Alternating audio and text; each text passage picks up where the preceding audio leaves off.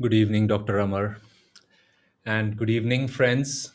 My name is Brahmachari Aditya, and as you know, Dr. Amar and myself, I'm a medical practitioner too.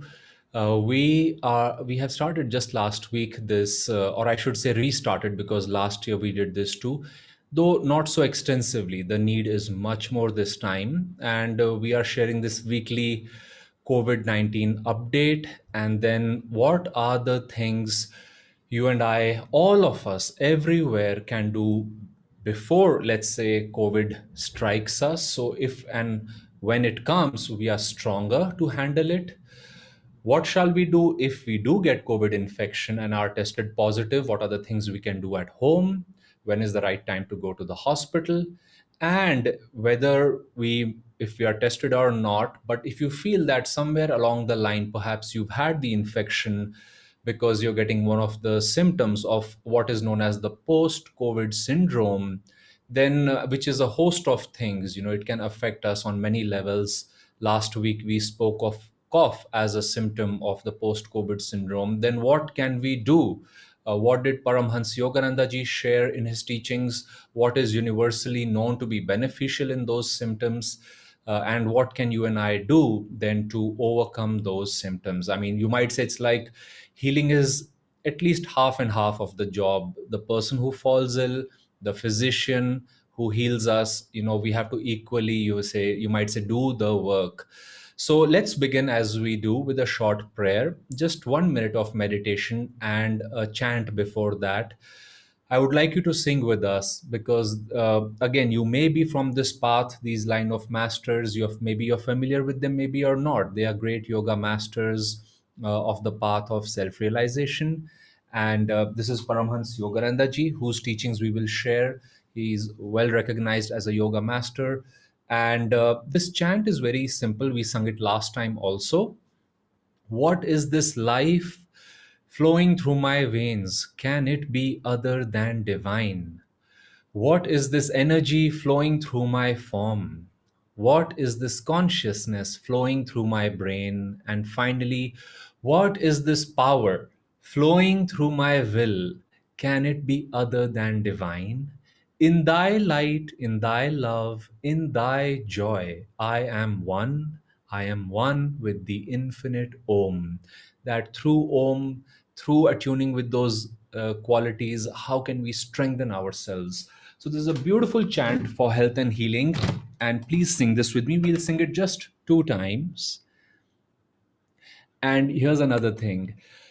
Last time I spoke on cough and I gave, I think, around 5 suggestions of how to improve it. If you feel up for it, you may want to share it in the chat section. What were the things that we discussed? It's just like a little recap game.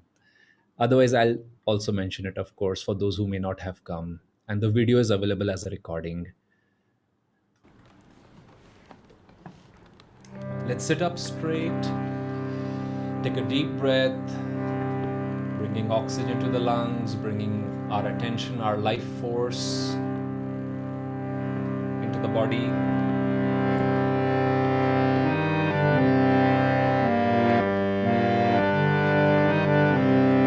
What is this life flowing through my veins? Can it be other than divine? What is this life flowing through my veins?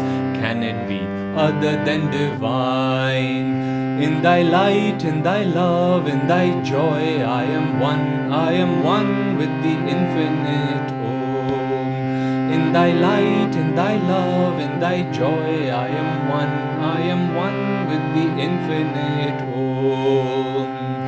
What is this energy flowing through my form? Can it be other than divine? What is this energy flowing through my form? Can it be other than divine? In thy light, in thy love, in thy joy, I am one with the infinite Om.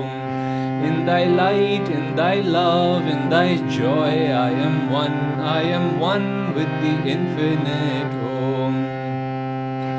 What is this power? What is this consciousness flowing through my brain? Can it be other than divine? What is this consciousness flowing through my brain? Can it be other than divine? In thy light, in thy love, in thy joy, I am one. I am one with the infinite home. In thy light, in thy love, in thy joy, I am one. I am one with the infinite home. What is this power flowing through my will? Can it be other than divine? What is this power flowing through my will? Can it be other than divine? In thy light, in thy love, in thy joy, I am one. I am one with the infinite home. In thy light, in thy love, in thy joy, I am one. I am one with the infinite home. What is this life flowing through my veins? Can it be other than divine? What is this energy flowing through my form? Can it be other than divine? What is this consciousness flowing through my brain? Can it be other than divine? What is this power flowing through my will? Can it be other than divine?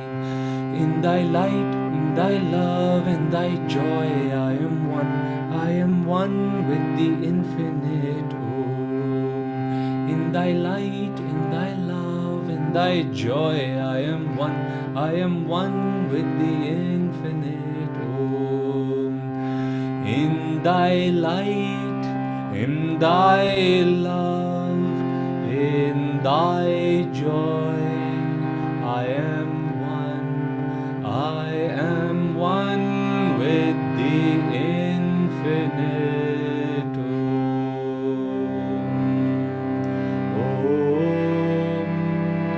Om. Amen. Amen.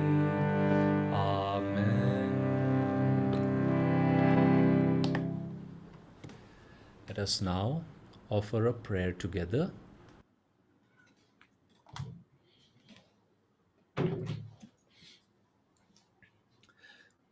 Divine Mother, great masters of self-realization, Paramhansa Yogananda ji, saints and sages of all religions, we humbly bow before you all. O great masters, help us understand the teachings and techniques of yoga and apply them in our daily lives, that we may be healthy and strong, thereby extending our loving support to all. We invite your presence and inner guidance in our daily spiritual efforts. Om. And let's just meditate for a minute. We are about 75 of us now. Let us feel as if we are all meditating together, bringing greater focus, intention, and magnetism to our gathering today. Let's be in silence now for a minute.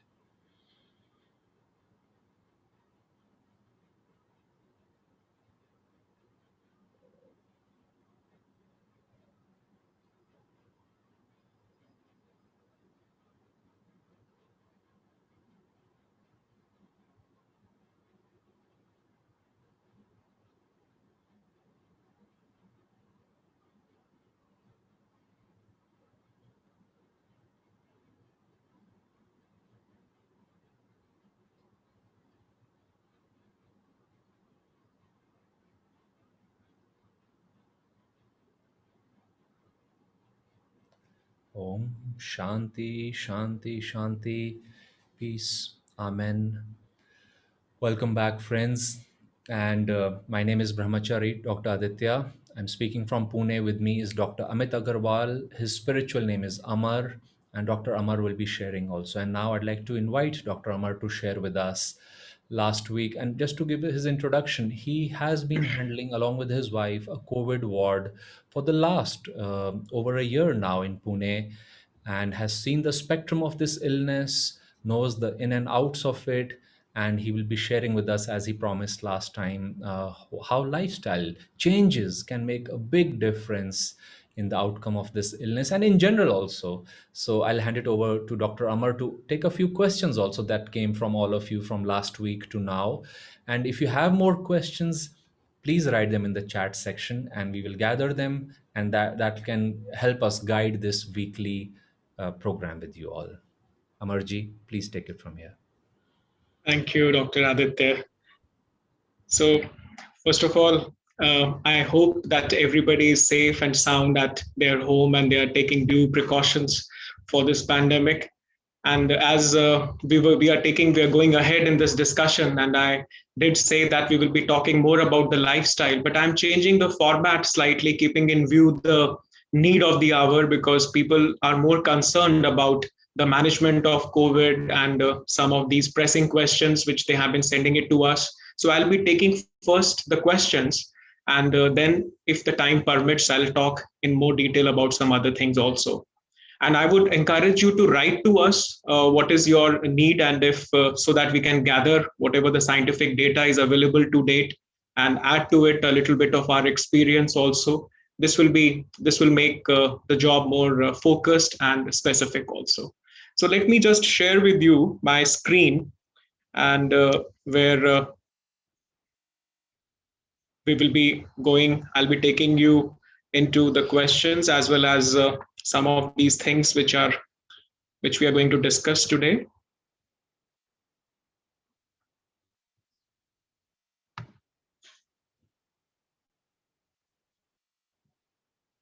So these are some of the questions, friends, which I'm going to take this evening. How long does COVID-19 last? And probably the participant wanted to know how long does it last in the body, or how long does it remain infectious? Can we manage COVID at home, and how? When should we really go to the hospital? So these are main questions which I'm going to talk about this evening. And then if the time permits, I'll take some questions on vaccine, like does the COVID vaccine help? Should I get the vaccine if I had COVID? And what is the maximum duration between the first and the second dose? So let me first come to the first question. For how long does it remain infectious? So now if you see in this figure, friends, that if we start from the day of symptoms, now this is considered as the day one. So let's say on day one you have symptoms, which could be anything like fever or cough or even fatigue. So from even before that day of symptom, the infections, the person is infectious, because before that period, in fact 2 days before that, or also during the time when the virus was in the incubation period, the virus was infectious. But from day one, it remains inside the body for at least 10 days. Now that is why we are recommending in general a 10-day isolation period from the first symptom. And after that 10-day period, if a person is not having any symptoms, if he's having no fever, no cough, then he can come out of his isolation. And but usually a 14-day period is recommended, because sometimes in severe cases, the infectiousness can remain, because of if the person is still having fever, or if he's still having cough, then he can remain infectious after the 10-day period also. So this is the period you can see here, which is the most infectious. But just to give you the perspective that how sometimes, the symptoms, as you can see in this figure, that the symptoms have started somewhere here. The person has started feeling that, yes, I'm not doing well, or I'm not feeling well. But even before that, that individual was contagious. In fact, just about 2 to 3 days before that, when he was absolutely well, feeling well, and he was going to his neighbors, or he was attending some birthday parties, as you can see here, or he was, talking to his next door neighbor. And that is the reason, because he was asymptomatic, but he was contagious. that this virus keeps spreading, and because the individual doesn't know, and by the time he realizes that he is sick, he has already come in contact with some people, and the virus has spread to quite a few people. Now, coming to the next question, friends, that how can we manage COVID at home? Now, if you see in this figure that there are many symptoms, above are the symptoms in the above figure, and lower down are the complications. So I will not talk right now about the complications. And you can see here that in order of frequency, if you see, mostly people are coming up with fever and cough or little bit of shortness of breath. These are the dominant three symptoms, but they may come with loss of smell or fatigue or little bit of sore throat or sputum production or headache or even diarrhea also. So these symptoms, when they start coming, if you see the timeline now, how the COVID disease progresses. Now, let's say here is the onset of symptom, and patient comes with, let's say, fever and cough and fatigue and all these things, or maybe some of these things. The initial 5 to 7 day period is usually the time when person is doing very well, and almost 80 to 85% of the people will recover anyways during this period, even if they do not do anything. Now, this is very important. I think that should allay some of the anxiety or most of the anxiety in people's mind, because around 85 to 90% of the people are anyways going to be better in just the initial 5 to 7 day period, even when they do not do anything. They may have to just take some dietary precautions, which I'm going to talk in a short while. But the after this 1 week period, or maybe after just 5 to 7 days, about 10 to 15% of the people, they may have severe illness. Now, those patients are usually people, as we discussed last time, that people, those who are obese, those who have chronic illnesses, those who have diseases like diabetes, hypertension, or lifestyle related disorders, or those who have poor immunity, they may go into this critical illness. Or sometimes even healthy individuals are also showing some severe illnesses. But the time period, this period to remain watchful, as I will tell you in a short while, what are the red flag signs one should be aware of during this period, so that we can pick up those cases which should be hospitalized early, or with those who can complicate. So this period is very important. The days are calculated from the day of onset of symptoms. Now, there is a lot of confusion among the day also. So it is not from the day of reporting, it is not from the day of swab, it is from the day of onset of symptoms. And during this period, friends, the first 5 to 7 days, since most of the people are anyways going to be better, but some of the basic treatment which is being given, which most of the doctors are prescribing, is somewhat like this. Even I am also prescribing a standard prescription to most of my patients, which includes these drugs, which is ivermectin and doxycycline, because there are very few studies which have shown that these drugs have been shown some benefit. But in general, as I told you, that even if you will not do anything, if you will just take some of these basic precautions, you will get better. And regarding the supplements also, friends, there are studies which indicate that rather than taking artificial supplements, the natural things which we take from the food, including the vitamins which are there available from the natural sources, they are only effective. When we take supplements in the artificial form, they have not been shown to be effective. And I'll share some of these studies which were done in Canada some time back, and how they were found to be showing the contrary evidence. So the only thing is that, yes, you have to keep yourself well hydrated. You should not get dehydrated, and take antipyretics also sparingly. Don't chase fever. Yes, for the initial couple of days, you may get high grade fever and it doesn't come down even after taking the fever medicine. So don't panic, because during that time, you can just do some cold sponging, keep yourself hydrated, and don't keep on popping too much paracetamol pills. 1 or 2 is enough if you feel the need. Otherwise, the fever will come down after 1 or 2 days. So having said that, the diet is very important here, because I'm speaking here from my some of my personal experience also, and some of the experience which I gained from the Ayurvedic wisdom. Because before I go into the subject of diet, let me just share with you a little bit of the Ayurveda theory. Because in allopathy they are still saying that yes, you should eat more, or you should, take more calories in this disease. But on the other side, if you see the holistic practitioners, they are saying that yes, one should be very careful, and that does make sense. Because if you see this illness in Ayurveda, we say that we have this three dosha theory, where we have these vata, pitta, and kapha. And the kapha, this disease, if you see the disease, the COVID disease, because we have these dominant seats in the body of these koshas also. Because if you see in this picture, the kapha dosha is dominantly in the upper part of the body, seated in the upper part, including the sinuses, nostrils, throat, and bronchi, where there is mucus. So kapha, you can say, is mostly the mucus which is released in the body. Although all these things are present everywhere in the system, but dominantly they are here.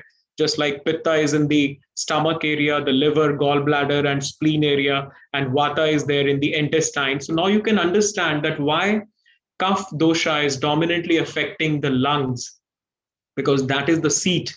And when we say the kapha dosha, the foodstuffs which aggravate the kapha dosha, they have to be avoided in this disease.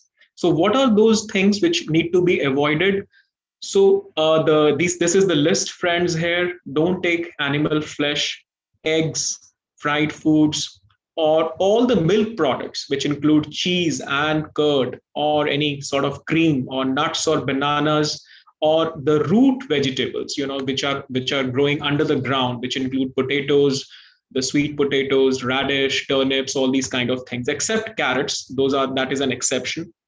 So when you take this kind of diet, now let me again come back to the slide which I used, which I showed you previously. So these are the things which are on the red side, which need to be avoided. And so don't take any milk product, which includes curd, cheese, or buttermilk. Don't take banana or too much of citrus fruits or melons. No ghee or even wheat also. And what is permissible is, fruits like apples and pears, soups, or moong dal, or a little bit of khichdi. And this kind of diet, friends, if you take for not only that 10-day period during which we are suffering from the illness, but also in the post COVID period, which is almost another 2 weeks, when the body takes to fully recover. You will feel, the post COVID syndrome, or what we call the cough, which sometimes stays in the system for too long. You will see that it will not come, because the problem which I feel is that people, they are start eating too early. And sometimes, I'm telling my patients that during in this illness, nature is taking the sense of your smell, and it is taking the sense of your taste. And the nature doesn't do anything for no reason. So you can very well imagine that when taste and smell has been taken away from you, so the food is not palatable. So and you will still have to force yourself to eat. So nature doesn't want you to eat. It is as simple as that. So once we stop eating for a while, and there are many instances in animals that when they fall sick, they stop eating, or they eat very little, and they recover quickly. And in order to just support this evidence, I would like to share here some research on fasting. And this guy who is on your screen now, Dr. Yohinuri, he has done research on the fasting, and he won a Nobel Prize in medicine in the year 2016 on the study of what we call the self-eating cells. Now, this is also called as autophagy. And just let's read here what is this research all about. And he said that this is a crucial process, and during starvation, not only starvation, but fasting, cells break down proteins and the non-essential components, and they reuse them for energy.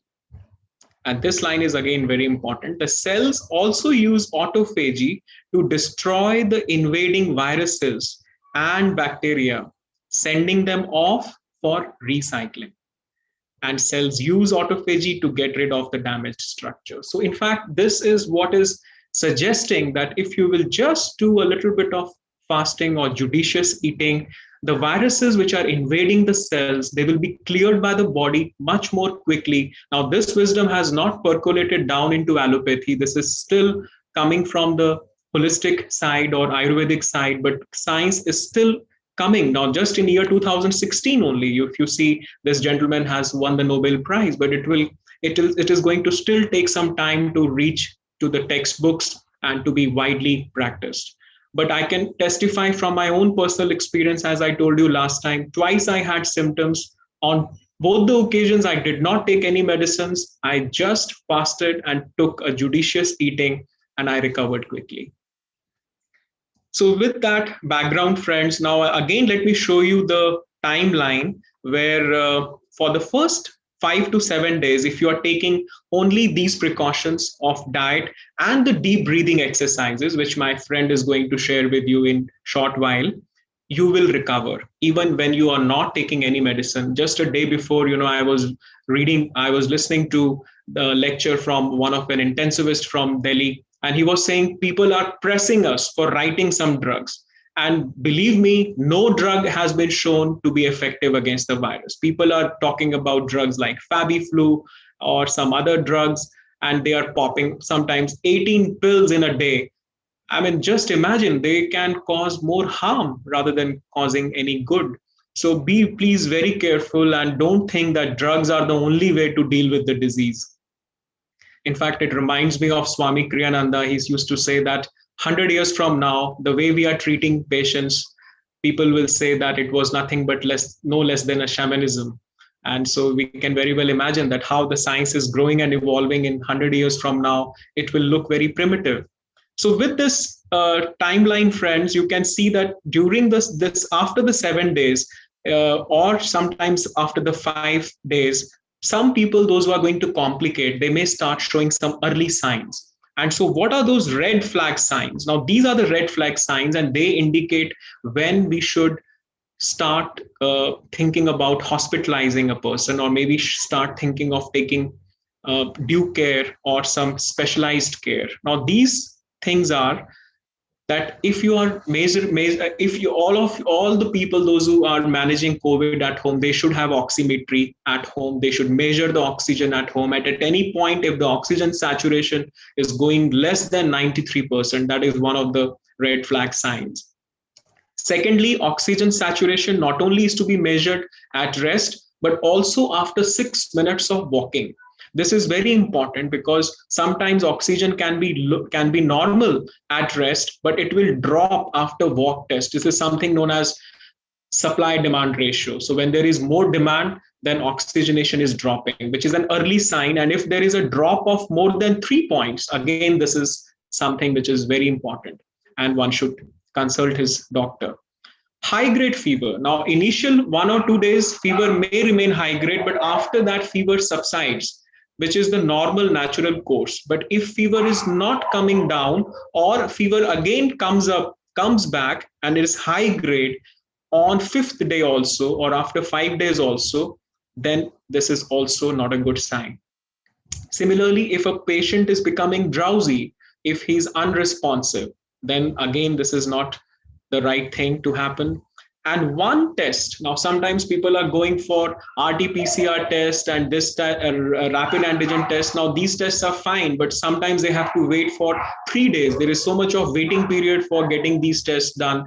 So please don't rush for the test. If you have symptoms, take it as COVID symptoms. Just isolate yourself in your room, and for at least 10 days, don't go outside your home. Take these precautions which I have just discussed. And even if you don't get an RT-PCR test done, it is not going to make any difference. And only test which is required is the CRP test, which is to be done on day 5, because this will give us an idea about how much inflammation is happening in your body. So if CRP values are more than 5 or more than 10, now that is also not a good sign, especially on 5th day. So 5th day CRP, if it is more than 5 or more than 10, is not a good sign. So with those things, friends, let me now just see how much time is left. and then I can just hand it over to Aditya regarding some of the one question regarding the vaccine. I think I can take here because somebody asked that are vaccines helpful? Yes, they are. They have shown benefit in the trials, especially the severe COVID people, those who have taken vaccine, is they are having the protection against those who have been vaccinated. They are not getting the severe variety of the COVID. But yes, no, nothing is absolutely foolproof. People may get COVID even when they are vaccinated, because not because of the vaccination, but because the protection is to the 70% or 80% degree. Nothing is 100%. And also regarding the gap between the vaccine, if let us say if somebody has taken the first dose, when should he take the second dose? So the traditionally what they have taught us in medical schools is that the first dose is just to prime the immune response, and second vaccine is given to boost that response. So if there is a gap of at least 2 to 3 months in between, that is actually better. So the dosage should not be, the two doses should not be very close to one another. If there is a gap, longer the gap, actually the better it is. And something which is more closer to the optimal gap would be a gap of 2 to 3 months. So I think that is what is coming to my best of my understanding. So with those questions, I would just request you to write to us, and whatever to the best of our ability, and we would like to address them. And it will also help us to sift through the data available and how much whatever the technical know-how is available. So over to you, Aditya. Thank you, Dr. Amar. I appreciate your putting up this PowerPoint and explaining it so beautifully. Friends, I'll just share this in a few minutes. And actually, it struck me because this is such an immediate need. We will revisit our schedule, which is weekly, but maybe we'll try to do this every third day now, time permitting, especially from Dr. Amar's side. And but to share, last week we spoke about the post COVID syndrome. One of the things was cough, and we mentioned sun gargling, which is, and you can go back to that video, the link of that is going to be provided over here, that gazing at the sun, especially allowing the sun to fall into the mouth and nostrils when it's morning and evening time. Secondly, was consuming some pepper. It could be pepper with ghee if you have dry cough. It could be plain pepper kept on the tongue and allowed to just go down with the saliva if it is a wet cough. And then certain exercises, I will not describe it again. You can go back into the video and see Yogananda ji gave a particular exercise for cough in the throat, and it was to roll the tongue back and then to tense the neck back and forward down. Few of his energization exercises, which we did in the video too. And with that, let's come to the topic of shortness of breath, which I was with a young man a couple weeks ago. We were interacting, and he shared in this meeting that he said, I recovered from COVID and I decided to go on my morning jog at the park where I used to. And he said, hardly had I gone 20 meters that I realized I simply am not able to breathe. And he said, mentally, I was imagining myself, because he was not challenged in those 2 3 weeks of illness to test how much he could walk or how deeply could he breathe. But the moment he started exerting, he told himself, oh no, I simply am not able to breathe. I'll have to build my strength gradually. And I'm sharing some points with you over here, which are very simple from a yogic standpoint. But sometimes, like they say, it's the basics, it's the alphabets. If we once get the mastery over the alphabets, then there is no story you cannot write. And likewise, there are some basic ways of breathing, some basic pranayams that over the years I have seen people who have been elderly, people who have amazing breath holding capacity, lung capacity, to testify that it was these pranayams over a period of time which helped them. Well, what are they? First of all, it's simply how you and I breathe. And if this looks a bit too simplistic, think again. Many of us do not breathe properly. I invite you to keep one hand on your chest and one on your stomach right now. Close your eyes. Continue breathing naturally, normally, and observe which of these two hands is moving more. Let's do this just for the next 5 breaths.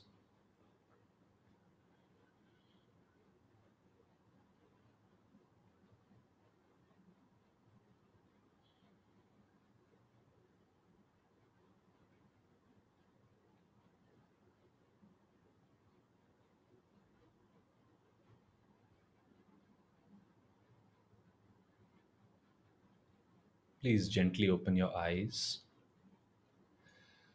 Well, ideally, the hand which was on the belly, on the navel area, just below, you can't see the video right now, but somewhere over here on the navel area, that should be the one, friends, which should be moving more. And that's a sign of diaphragmatic breathing.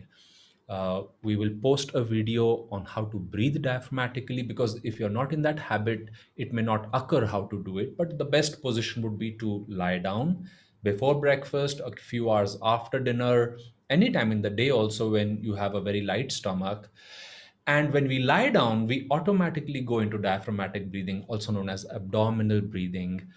Now you may say, why is this so important? If it's almost not even perceiving, we can't perceive where we are breathing from, the lungs, primarily the rib cage or the abdomen. Well, because abdominal breathing is the energy conserving mechanism. The diaphragm is the main muscle of breathing, but because if we are used to stresses, our posture has not been right, years of improper breathing, we tend to breathe laboriously just from the upper part of the lungs. And so you can imagine this can save us a lot of energy, allow us to breathe more deeply and diaphragmatically. So this is step number one. And what I'll do is I'll also go in the detail of this very soon. Like I said, in the next 2 3 days, we'll post again some message of these practices. The second thing I'd like you to experiment with is even count breathing, also known as triangular breathing. Inhale through the nose, hold the breath for ideally the same duration, and breathe out through the nose.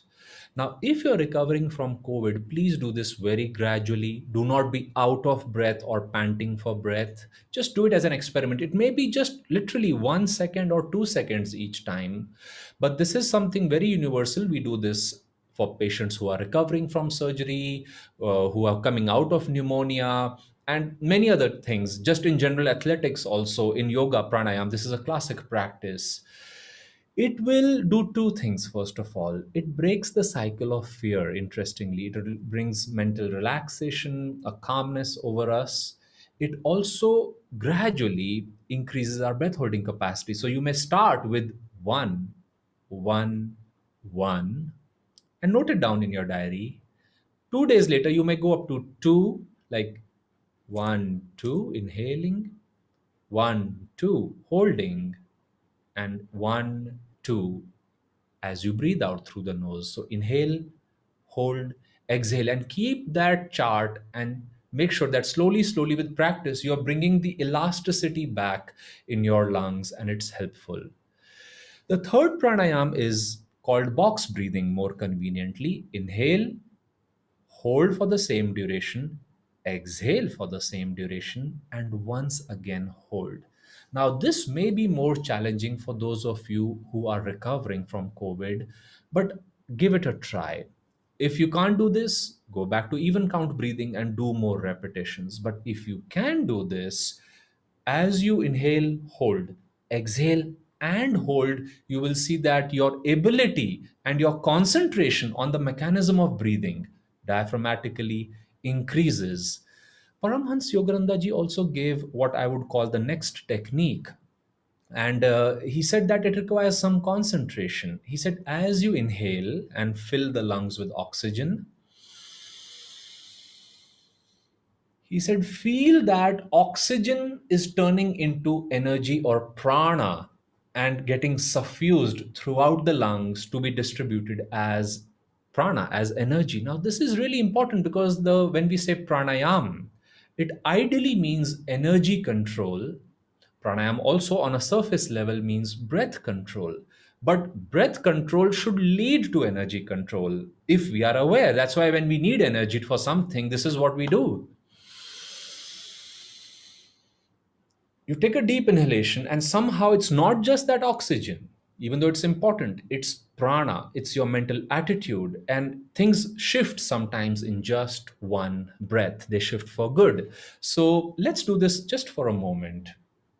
I know, I'm sorry we've exceeded our time, but I want to just outline these 4 5 things. Next class we can go deep. So sitting up straight, close your eyes. Let's take a deep inhalation relaxingly through the nose. Try to feel the coolness of the incoming air in the nose as it enters the lungs. Through the nose again, breathe out, feeling the warm air coming out. Once again, inhale. Feel the coolness, the oxygen expanding your lungs. Let it come out. And this third time, imagine, try to feel that the physical air is becoming energy. Breathe out when you have to. Once again, breathe in. As you're holding just for a brief moment, feel that Yogananda said a chemicalization is happening where the oxygen is turning to energy. Let's do this 2 more times and try to feel a certain expansion and a sense of lightness from physical air to energy that comes through this practice.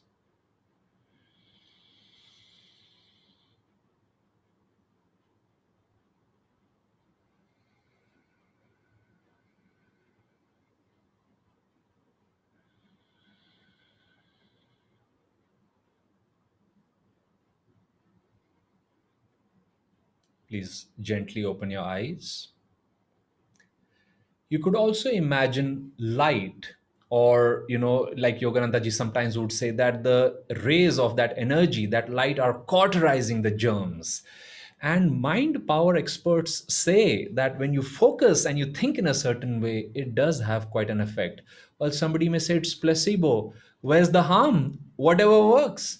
So give it a try. And if you feel this is helping you expand your lungs better, feel better, do this practice. And you may try to actually do this in the sun. Yogananda ji said, just brush your chest, bare chest, in the sun, morning or evening sun, and then take these few deep breaths. And he said, you will feel that the sun's power, your own willpower, and the oxygen is helping us get better. Finally, I'd like to share this very simple pranayam, for the first time, I think, shared by Paramhansa Yogananda ji, but extremely powerful in our for strengthening our breathing. It's called the double breath, and let's do this right now.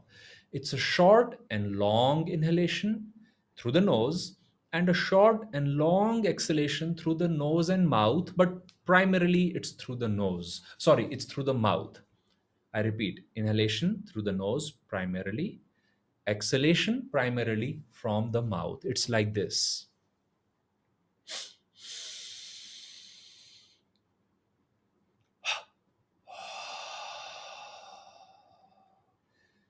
Each person will be able to do this based on their breath holding capacity, their strength. So be gentle if you're teaching this to somebody who's in the post COVID syndrome. But let's do this a few times, friends.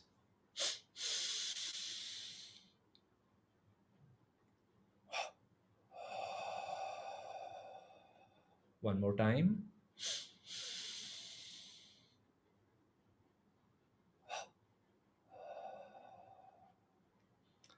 Now, this is better. It has been researched. It's better than single deep inhalation and single long exhalation. This is also better than what you and I would simply do when we are yawning. This is much more intentional. It's a pranayam, and I invite you to experiment with it. We've also given the links of some literature, some videos of these breaths, these pranayams, and take a look at them. Write to Dr. Amar or myself, or get in touch with any of our centers across India, worldwide. We are here to share these very simple, doable by everybody techniques in these times so we can strengthen our lungs. Now, imagine these very exercises are preventive, they are management oriented at home, and for those of us who might be recovering, this is excellent for recovery too. So we look forward to hearing from you. In 2 or 3 days, I will post more detailed, and I will do a more detailed, longer experiential session on these 5 breathing practices and a few more to add to these. Thank you, friends, and we look forward to further interaction with you. Stay safe. Thank you, Dr. Amar. We will keep this link on for a few more minutes for you to copy paste any link you may require. Also, this is available on Ananda Sangha India Facebook page and Ananda Sangha Pune Facebook page, Ananda Sangha India YouTube channel, and Ananda Sangha Pune YouTube channel. You can also call us at 830-840-1111 if you would if you have any questions.